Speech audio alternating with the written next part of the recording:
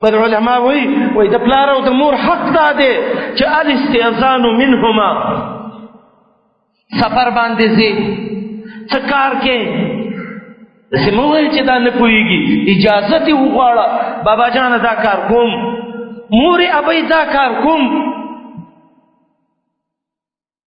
او بل علماء وی خفض الجناح لهما پلار او مور ته وزرې کته کول داسې خبره نه کول چې په هغې پلار او مور خفه شي. تر دې علما وایي چې بوډا پلار او مور دي د کلي د غمونو نه بیا نه خبرې پلانې مړ شو پرېږده چې د یو دوه ورځې ژوند خو وکړي. اهل علم وایي د پلار او د مور مخکې څادر کپړه به هم داسې نه څانډي.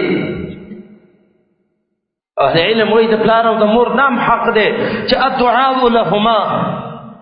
پلار او مور ته به دعا کې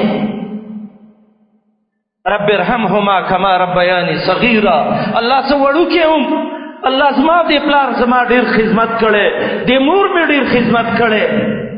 الله ته پې رحم وکړي. کور ته لارې پلار دې دی راوینیسه په سر وله زور کا په خپو وله زور کا په لاس وله زور کا ږیره وله غوړه کا سر وله غوړ کا خپې وله غوړې کا غېږ کې راونیسه یو څو خوږې خوږې خبرې ورته وکړه چې دا هغې زړه په دې تسل شي. پلار مه زوروه مور مه زوروه